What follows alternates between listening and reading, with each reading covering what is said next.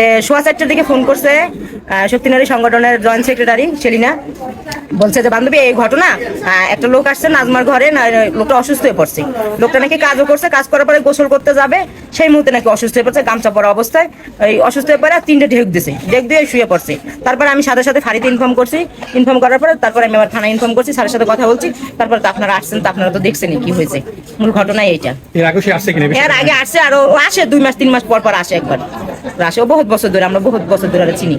ওই যে আসছে যে মারা গেছে তার নাম কি? তার নাম জি রাসেল। রাসেল। রাসেল কি আপনি তাকে পূর্ব পরিচিত ভাবে চিনেন? আইতে যাইতে ওর বাড়ি কোথায় রাসেলের? আর বাড়িতে আমার দিকে বাদুরা বাদুর আসতে কোন সময়? আজকে কখন আসছে আপনার কাছে? 2টা বাজে 2টা বাজে। এই ঘটনা ঘটছে কয়টার দিকে? এই ঘটনা কখন হচ্ছে, কখন হয়েছে? এই সময় আইসা আসার পর থেকে আমাদের আইসা বলছে কি তার হুন্ডা আছে না, হুন্ডা সাজানের আটকাইছে, 2000 টাকা চাইছে তার কাছে। আমার কাছে আগে যাবো, বাড়ির কাগজটা দেখাইতে পারে না, রাখতে দিয়েছে, কইছে আমি আইয়া আপনাকে হুন্ডা ছাড়াই নেবো। এই তো মেয়েকে আইয়া। আচ্ছা, বিষয়টা ইতিমধ্যে আমরা দেখেছেন এবং আপনারা জানেন যে আমরা একটা মৃতদেহ পেয়েছি এই যে এই মনুমিয়া বিল্ডিং এর নিচতলায় একটা কক্ষে। ঘটনাটা বিকেলের ঘটনা। আমরা সংবাদ পেয়ে আসি, মৃতদেহটি উদ্ধার করি।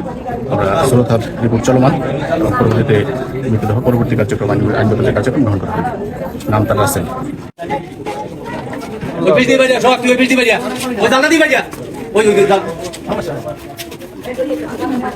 এই বেড়াতে সব আল্লাহর ছেড়ে দিয়ে গেছে।